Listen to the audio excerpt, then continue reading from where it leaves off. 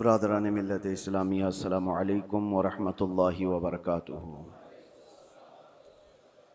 अल्हम्दुलिल्लाहि व कफ़ा व सलामुन अला हबीबिहिल मुस्तफ़ा अम्मा बअद फ़अऊज़ु बिल्लाहि मिनश शैतानिर रजीम बिस्मिल्लाहिर रहमानिर रहीम। अल्लज़ीना आमनू व तत्मइन्नु क़ुलूबुहुम बिज़िक्रिल्लाह अला बिज़िक्रिल्लाहि तत्मइन्नुल क़ुलूब। सदक़ल्लाहु मौलाना अज़ीम। बारगाह रिसालत मुआब सल्लल्लाहु तआला अलैहि वसल्लम में दुरूद पाक का हदिया पेश करें।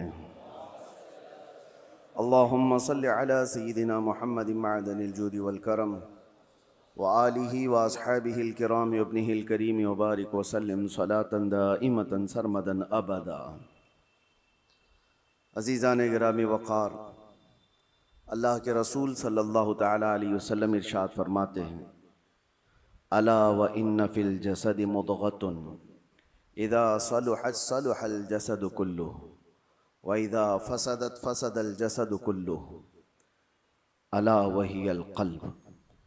हुज़ूर पाक सल्लल्लाहु तआला अलैहि वसल्लम का फरमान आलीशान है कि आगाह हो जाओ, जिस्म के अंदर गोश्त का एक ऐसा टुकड़ा है, सबके जिस्म के अंदर गोश्त का एक ऐसा टुकड़ा है कि अगर वो सही हो गया तो पूरा जिस्म सही है, और अगर वो बिगड़ गया तो पूरा जिस्म बिगड़ जाएगा।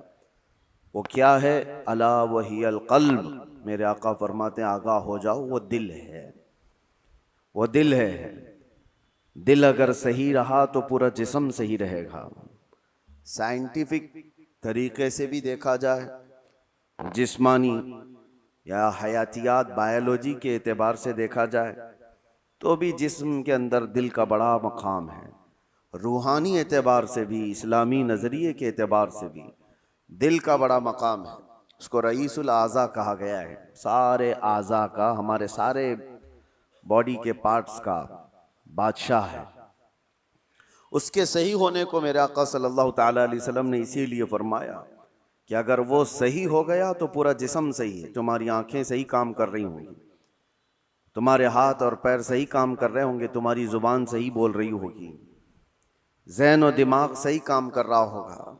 लेकिन दिल अगर बिगड़ गया है, इसके अंदर दूसरी चीज़ें भर गई हैं, तो फिर हर चीज़ फसादी हो जाएगी।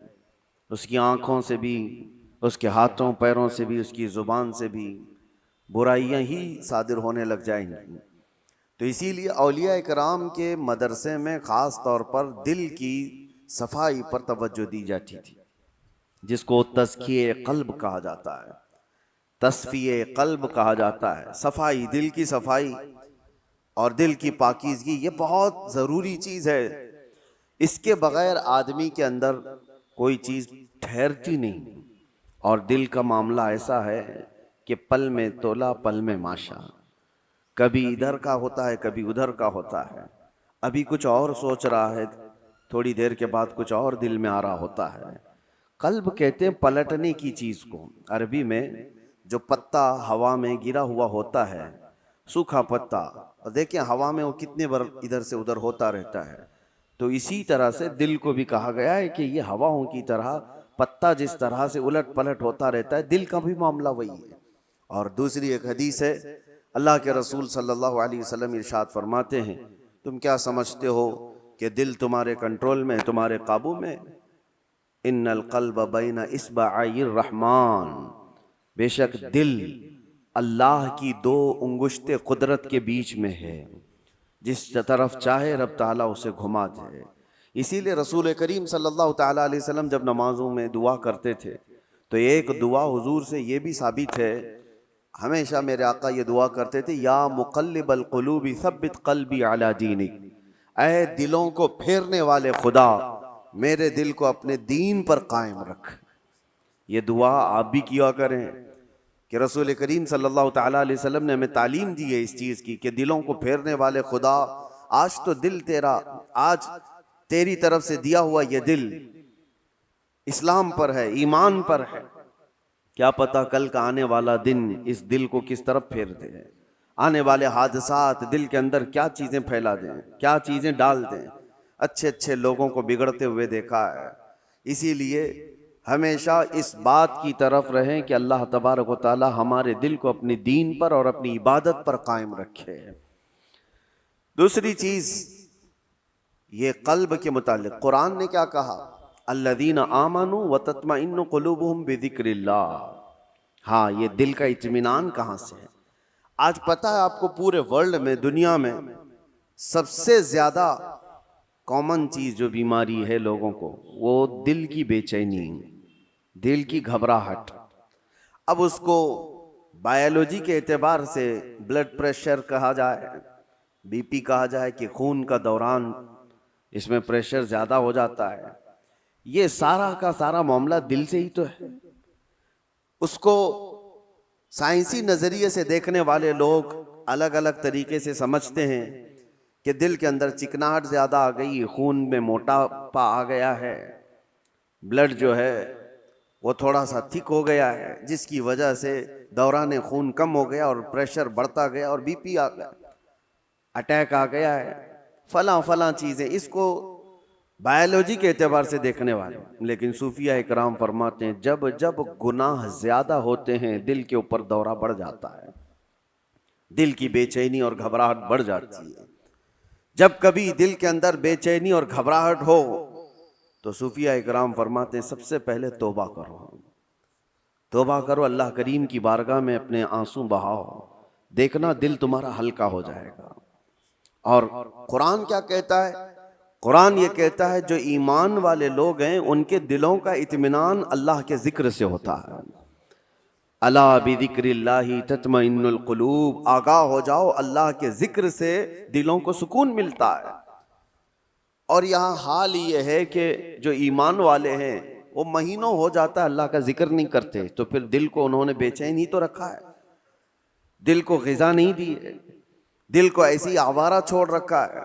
अरे मियाँ, जिस्म को सुबह से लेकर रात तक खाना न दो तो ये निढाल हो जाता है, चक्कर आने लग जाते हैं।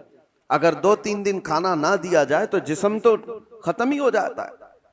तो जब जिस्म कमजोर होता है बगैर ग़िज़ा के, तो दिल भी कमजोर होता है बगैर ग़िज़ा के। और दिल की ग़िज़ा है अल्लाह का जिक्र। अल्लाह का जिक्र जब जब हो तो ये दिल को पावरफुल बनाता है, दिल के अंदर मजबूती आती है। 2 चीजें खास कर लें अपनी जिंदगी में, एक इस्तिग़फ़ार कसरत से, अस्तग़फ़िरुल्लाह रब्बी मिन कुल्ली ज़ंबि व अतूबु इलैह, बैठते उठते जिस वक्त भी हो इस्तिग़फ़ार कसरत से करो कि तौबा करना है। न जाने हमारी आंखें अभी क्या करके आई हैं, पता नहीं हमारे हाथों ने क्या कर दिया, हमारी जुबान ने क्या किया, दिन भर की खताएं ये बढ़ती बढ़ती चली जाती हैं। और एक हदीस ये भी है कि जब इंसान पैदा होता है ना तो उसका दिल बिल्कुल साफ शफाफ आईने की तरह होता है, साफ शफाफ होता है आईने की तरह। जब वो गुनाह करता है तो एक काला धब्बा उसके दिल पर लगा दिया जाता है, एक धब्बा। फिर दूसरा गुनाह करता है, दूसरा धब्बा, तीसरा गुनाह करता है, तीसरा धब्बा। तो ये धब्बे, ये दाग बढ़ते बढ़ते बढ़ते फिर पूरे दिल को काला कर देते हैं, पूरा दिल सियाह हो जाता है। और जब दिल काला हो जाए तो उसकी अलामतें ये बताई गई हैं कि मस्जिद में ज्यादा देर बैठने का मन नहीं करता, कुरान ज्यादा देर पढ़ने की तबीयत नहीं चाहती, जल्दी से कुरान बंद कर दो, जल्दी से मस्जिद से निकल कर भाग जाओ, नेकियों की तरफ उसकी रग़बत नहीं होती, जेब में पैसे होंगे लेकिन किसी को खैरात करने का दिल नहीं करता। तो ये दिल के काले होने की अलामात हैं, सियाह होने की अलामात है। ये एक्सरा मशीन से और सोनोग्राफी से मालूम होने वाली चीजें नहीं है, ये अल्लाह के नबी सल्लल्लाहु तआला अलैहि वसल्लम ने बयान फरमाया। अब उसके इलाज की तरफ हमें तवज्जो देनी है। आज दुनिया ने हमारे दिलों को अपने रंगीन गुनाहों से सियाह कर ही दिया है। देखें, हम सुबह से शाम तक जिन कामों में मसरूफ हैं, अब आज सबसे ज्यादा हमारे पास कोई चीज मशगूल है तो वो हमारा टीवी स्क्रीन, मोबाइल स्क्रीन। न जाने वो किन किन चीजों को दिखाते हुए हमारी आंखों को खरीद जाते हैं, कंट्रोल भी नहीं रह पाता, इसीलिए दिल पर बोझ बढ़ता जा रहा है। जिसको आप टेंशन कहते हैं, जिसको आप लोग डिप्रेशन कह रहे हैं, ये सिर्फ हादसात का या फिर दुनियावी किसी खसारे का टेंशन नहीं है, ये दिल का सियाहपन दिमाग पर बोझ बना देता है। भारी हो जाती है तबीयत। कुछ लोगों को घरों में तबीयत नहीं लगती कि बैठने का भी मन नहीं कर रहा, खाने का भी मन नहीं कर रहा, किसी से बात करने का भी मन नहीं कर रहा। ये बहुत अपर लेवल पर आ गई चीज कि उसकी दिल की बेकरारी बहुत बढ़ गई है, घबराहट बहुत ज्यादा बढ़ गई है।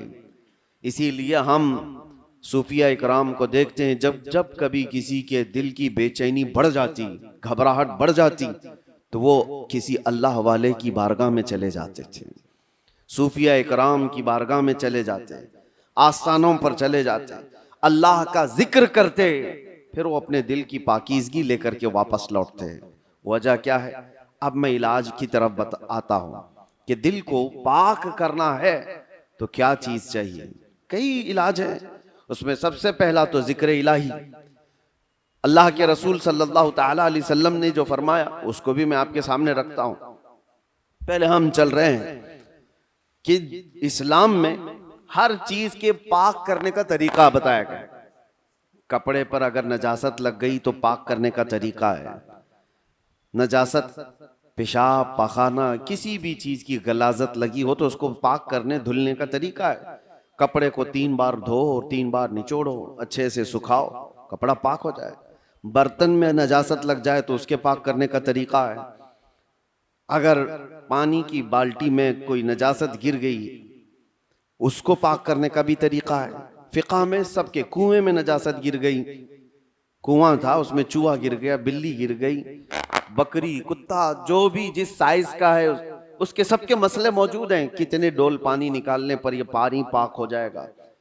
जमीन के पाक करने का भी तरीका है। जमीन पर अगर नजासत लगी, मिसाल के तौर पर किसी जानवर ने लीद कर दिया, गोबर कर दिया, अब नजासत तो लगी है, उसको पाक कैसे किया जाए? तो फिक़ह का कानून है कि जोर बारिश हो जाए या आप तेजी से उस पर पानी बहाओ और फिर तेज धूप पड़ जाए, जमीन सूख गई तो वो जमीन पाक हो गई, क्योंकि अब उसको निचोड़ा नहीं जा सकता। जमीन तो जहां है वही।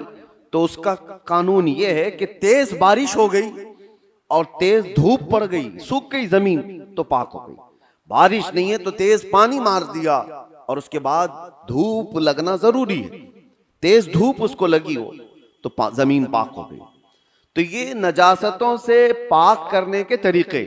अब आइए मैं आपको बताता हूं, दिल पर नजासत लगी हो, ये कैसे पाक किया जाए? गुनाहों के धब्बे लगे हों, इसमें न जाने लालच, गीबत, कीना, बुग़्ज़, अदावत, न जाने क्या क्या चीजें भर गई हों, ये नजासत पाक करने का तरीका क्या है?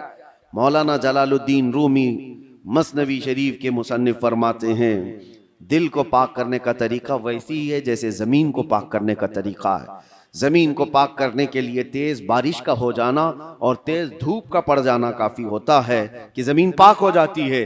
दिल को पाक करने के लिए जिक्र इलाही की बारिश होना चाहिए और किसी शेख कामिल की तेज निगाह पड़नी चाहिए, दिल पाक हो जाता है।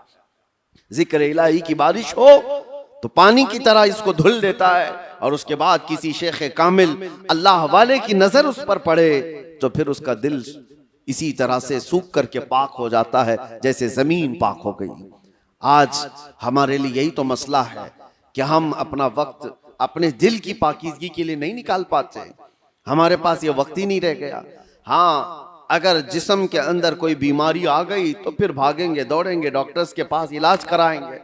मेरे अजीजों, ये बेचैनी और बेकरारी और घबराहट का इलाज उनके पास भी नहीं है। वो डॉक्टर्स ज्यादा से ज्यादा आपको नींद की गोलियां दे सकते हैं डिप्रेशन कम करने के लिए, स्ट्रेस कम करने के लिए। आप अच्छे से सो, घंटों सोते रहो, किसी को सुला देना ये डिप्रेशन का इलाज नहीं है। और कुछ तो डॉक्टर्स के पास जाकर डिप्रेशन का इलाज गोलियों से लेकर के आ गए और कुछ अपने हाथों इलाज करने के लिए सिगरेट पीने लग गए, अपने हाथों इलाज करने के लिए वो बीड़ी गुटखा खाने लग गए। उनको ये लगता है कि जैसे ही डिप्रेशन होगा, टेंशन होगा, सिगरेट फूंकूंगा तो टेंशन फ्री। उससे 2 कदम आगे बढ़कर कुछ लोग शराब की तरफ चले गए, उससे आगे कदम बढ़कर के चरस, अफयून, गांजा इस पर चले गए। इन सब से पूछो तो एक ही जवाब देते हैं, टेंशन फ्री हो जाते हैं ये लेकर के। सिगरेट वाला भी, शराब वाला भी, चरस गांजे वाला भी, उसको ये लगता है कि ये लेने के बाद ऐसा लगता है मैं हवाओं में उड़ रहा हूं, उसके बाद नशा उतरने के बाद फिर क्या होता है? ये तो उस तरह से है खुजली की बीमारी, जब तक खुजाते रहो अच्छा लगे, हाथ छोड़ दो तो फिर जलन शुरू हो जाए, चमड़ी छिल जाए। गुनाहों का यही मामला है, करने के वक्त थोड़ी सी लज्जत, लेकिन वो बड़े दाग धब्बे छोड़ जाते हैं, बेचैनी और बढ़ जाती है, घबराहट और बढ़ जाती है। मैंने तड़पते हुए लोगों को देखा है जिनको नशा नहीं दिया गया, जो नशा के एडिक्ट थे, उनको अगर अचानक रोक दिया गया तो फिर वो हाथ पांव ऐसे मारते हैं कि उनके हाथ में चाकू आ जाए तो किसी को मार भी डालें, उनके पास जो कुछ भी आ जाए वो सामने वाले को कत्ल भी कर दें अपने नशा के लिए। वजह क्या है? दिल को इतना बेचैन और बेकरार कर दिया उन्होंने दुनियावी ये गलाजतों से इलाज करने के चक्कर में कि वो दिल की बेचैनी हाई लेवल पर बढ़ गई। दिल की बेचैनी और बेकरारी नशा से सही नहीं होती, दिल अल्लाह का बनाया हुआ है, यह रहमान का बनाया हुआ है, इलाज भी उसी के जिक्र से मुमकिन है, अल्लाह ही के नाम से ये दिल को सुकून मिलता है। इसीलिए मौलाना जलालुद्दीन रूमी रहमतुल्लाह तआला अलैह एक बात और भी कहते हैं, खाने काबा देखा है? खाने काबा, तवज्जो चाहता हूं, खाने काबा इतना मुअज्जम, इतना मुकद्दस है कि उसके लिए करोड़ों मुसलमान पूरी दुनिया के अतराफ व अकनाफ से आकर तवाफ करते हैं, बोसे देते हैं, सीना लगाते हैं। ये खाने काबा अल्लाह का घर है, लेकिन मौलाना रोम फरमाते हैं है तो काबा, ये इब्राहिम खलीलुल्लाह की बनाई हुई इमारत है, इब्राहिम खलीलुल्लाह अलैहिस्सलाम की बनाई हुई इमारत है काबा। और वो कहते हैं कि काबा बिनाए खलीले अतहरस्त, वो दिल गुजरगाहे रब्बे जलीलस्त। लेकिन दिल जो है मोमिन का दिल, अल्लाह के रसूल ने फरमाया कल्बुल मुमिन अर्शुल्लाह, मोमिन का दिल अल्लाह का अर्श होता है। काबा इब्राहिम खलीलुल्लाह ने बनाया, दिल तो रब्बे जुल जलाल ने बनाया। तो कहा है मौलाना रोम ने कि काबे से भी अफजल है मोमिन का दिल, काबे की बेहुरमती उससे बढ़ करके मोमिन के दिल की बेहुरमती है। मोमिन के दिल का मकाम और भी बुलंद किया गया। इसीलिए मेरे अजीजों, हुजूर पाक सल्लल्लाहु तआला अलैहि वसल्लम ने जो फरमाया इत्तकू फिरासतल मुमिनी फइन्नहु यंजुरु बिनूरिल्लाह, इसका मतलब क्या है? हुजूर ने फरमाया मोमिन की फिरासत से डरो, इसलिए कि जब वो देखता है तो अल्लाह के नूर से देखता है। ये किसके लिए फरमाया गया? वो मोमिन सालेह जिसका दिल पाक है।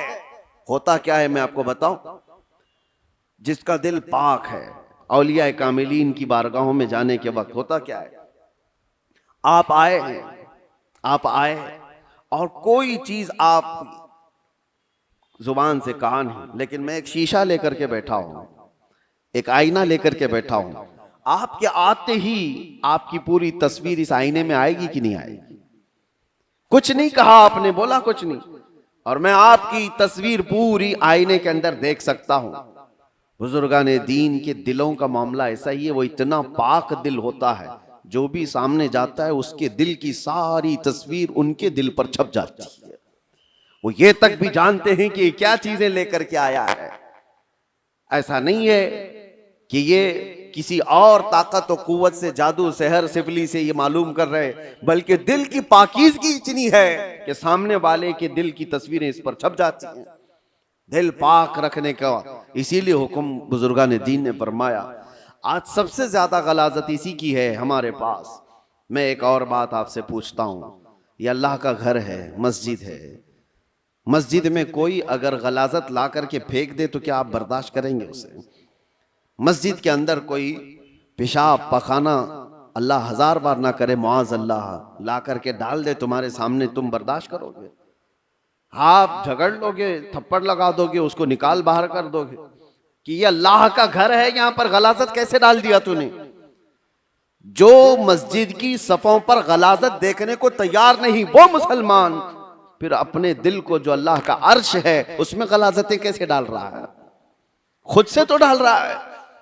न जाने किसकी किसकी मोहब्बत, न जाने कौन कौन से गलीज सोचे उसने दिल में डाल रखा।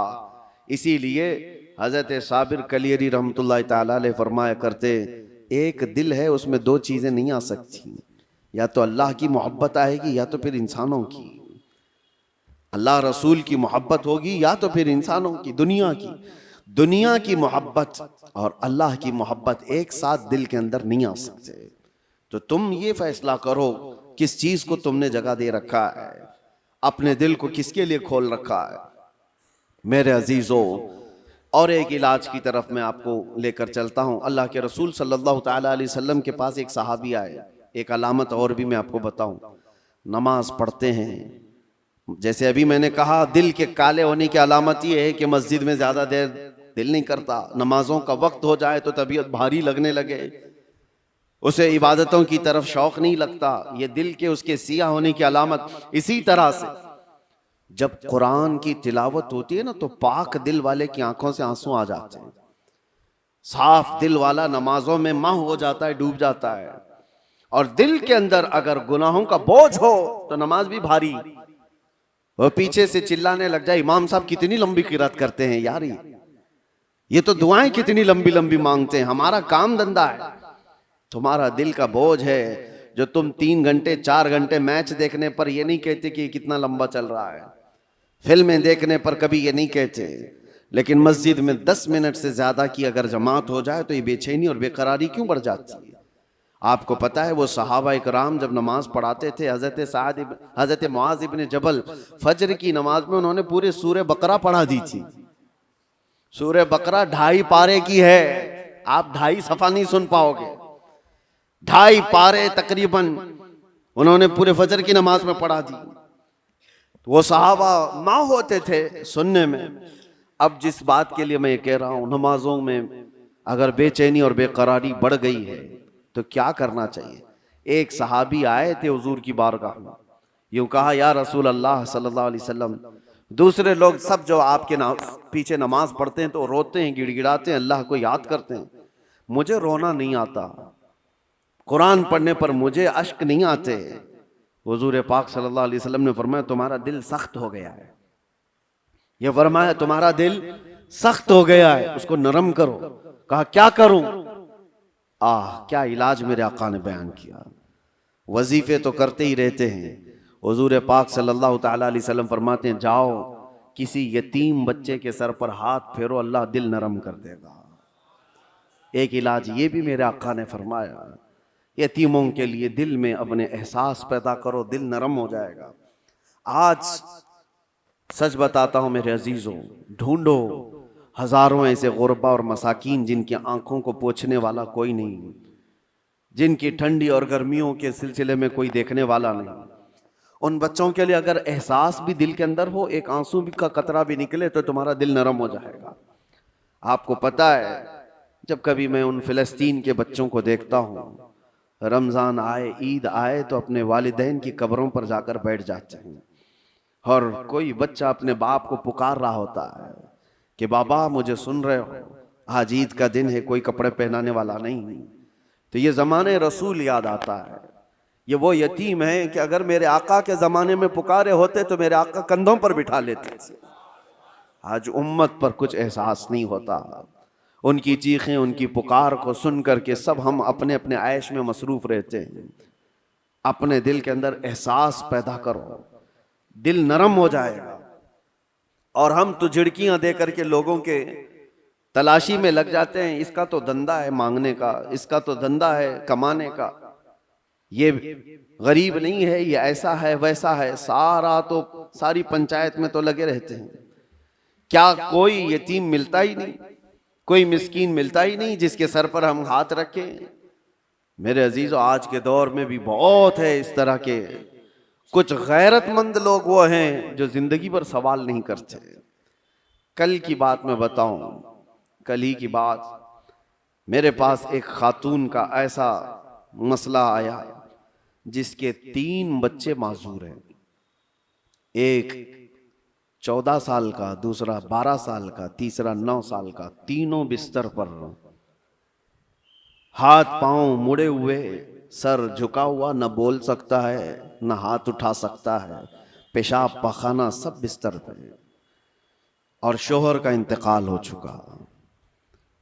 3 बच्चों को पालने के लिए वो खातून कहती है मेरे पास 1 घंटे की भी फुर्सत नहीं होती। उसको खिलाकर फारिग हो जाऊं तो इसका होता है, इसको खिलाकर फारिग हो जाऊं तो इसका होता है, इसका पेशाब साफ करूं तो इसका होता है, इसका पेशाब साफ करूं तो इसका होता है। मैं न जॉब कर सकती हूँ, न कमाने के लिए जा सकती हूँ। मुझे ये बताएं कि ये 3 बच्चों को जिस तरह से पालना है। और आखिर में उस खातून ने जो बात कही मेरे दिल पर लगी। मैंने कहा घबराहट और बेचैनी में कुफ्र तो नहीं करती हूँ कि मेरे घर में ऐसा क्यों हो गया। कहती है नहीं मौलाना, कभी आज तक मेरे दिल में ख्याल भी नहीं आया। मैं तो शुक्र करती हूँ कि अल्लाह तबारक व तआला न होने से कुछ दिया तो है, और मुझे इसी खिदमत के लिए दुनिया में पैदा किया गया होगा, मैं ये सोचती हूँ। और आज इन बच्चों का चलना फिरना मैं नहीं देख सकती, आखिरत में अल्लाह इसका अजर तो देगा। कहा ये सालिहीन लोग हैं, इन लोगों की मदद कोई करने को आगे इसीलिए नहीं बढ़ता कि वो गैरतमंद लोग हैं, किसी से पूछते नहीं हैं, मांगते नहीं हैं। लेकिन आस पड़ोस में लोगों को एहसास तो होता है कि ऐसे घर मौजूद हैं, कि उन तक हम क्यों नहीं पहुंचते।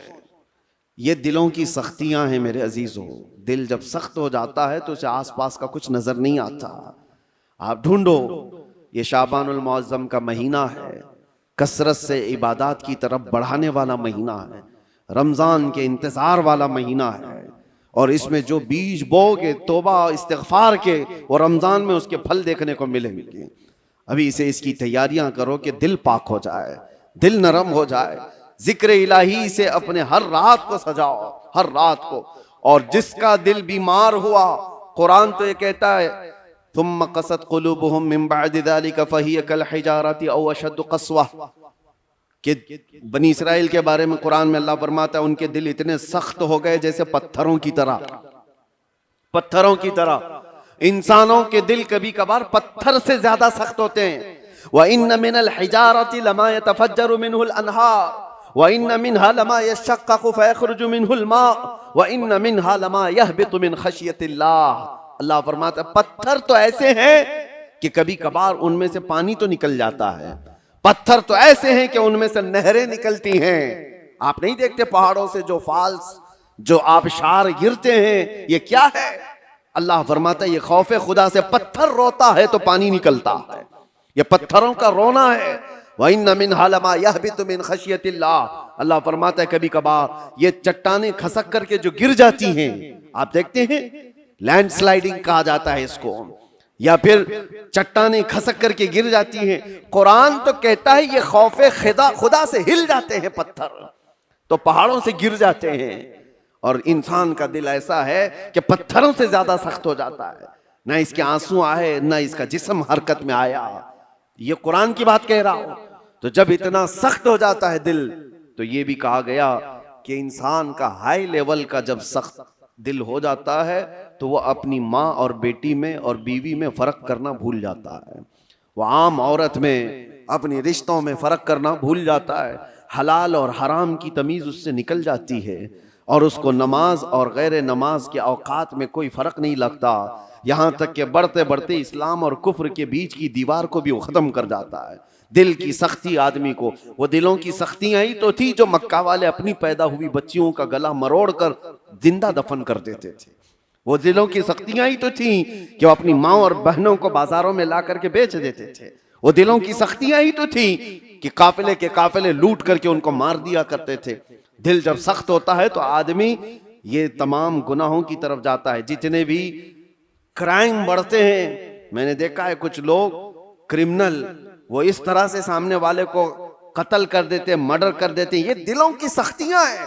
और दिल नरम हो तो चूंटी को भी हाथ लगाने से डरते रहते हैं। आपके अंदर अगर दिल नरम है तो आप जानवर को भी मारने से कतराते हैं नहीं, और दिल सख्त हो जाए तो फिर उसके सामने कोई तमीज नहीं होती। इसलिए सबसे पहले दिल का इलाज करें। अपने दिलों का इलाज अल्लाह के जिक्र से है। कसरत से अल्लाह का जिक्र करें। या अल्लाह या रहमान या रहीम, दिल मारा कुन मुस्तकीम। हमारे बुजुर्गान दीन जब बैत करते थे तो सबसे पहले ये पढ़ाते थे, ऐ अल्लाह, ऐ रहमान, ऐ रहीम, दिल मारा कुन मुस्तकीम। मेरे दिल को, हमारे दिल को इस्तिकामत अता फरमा दे। हमारे दिल को सिराते मुस्तकीम अता कर दे, घबराहट और बेचैनी से आजाद करा दे। तो ये सबसे पहले बैत करने के वक्त भी पीर व मुर्शिद पढ़ाते थे, इसीलिए कसरत से पढ़ो, या अल्लाह हो या रहमान या रहीम, या अल्लाह हो या रहमान या रहीम, दिल मारा कुन मुस्तकीम बिहक़्क़ि इय्याका नअबुदु व इय्याका नस्तईन। अल्लाह तबारक व तआला इस दुआ से दिलों को नरम फरमा देगा, दिलों की सख्तियां ख़त्म हो जाएंगी। अल्लाह करीम रमज़ान से पहले हमारे दिलों में नेकियों की फसलें उगा दे, हमारी आंखों से अश्क रवा हो जाए, हमारे दिलों की सख्तियां ख़त्म हो जाएं। मौला करीम उम्मत मुस्तफ़ा पर यह आने वाला रमज़ान खैर व बरकत वाला बना दे, सआदतों और रहमतों वाला बना दे, हमारी ज़िंदगी थोड़ी और तवील कर दे मौला, कि हमें इस साल का रमज़ान देखना नसीब हो जाए। ए कदीर व जब्बार खुदा, इस शाबानुल मुअज़्ज़म के अखीर में हम सब की बख्शिश का ऐलान फरमा दे। व आखिर दावाना अनिल हम्दुलिल्लाहि रब्बिल आलमीन। अस्सलामु अलैकुम।